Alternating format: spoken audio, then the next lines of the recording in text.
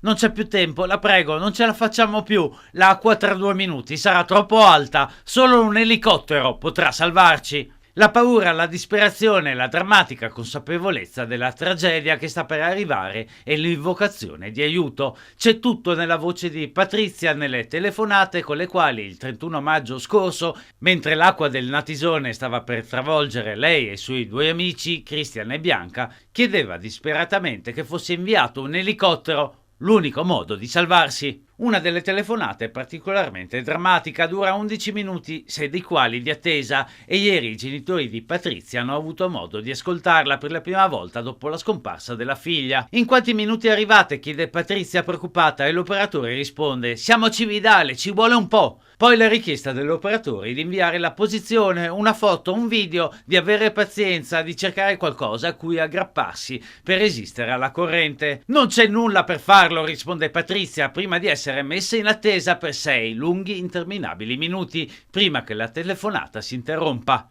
Dall'audio della telefonata si sente Patrizia che cerca di mantenere la calma e di rassicurare Cristian e Bianca. Si sente il ragazzo che chiede aiuto in tedesco urlando, poi si capisce che tenta di buttarsi in acqua e si sente che le ragazze, soprattutto Bianca, piangendo, dice di fermarsi. Dopo i 6 minuti di attesa, Patrizia decide di richiamare il 112 e l'operatore risponde con un tono che agli occhi della mamma, Micaela, appare quasi scocciato. Ancora la signora del Natisone, si ascolta dalla registrazione della telefonata.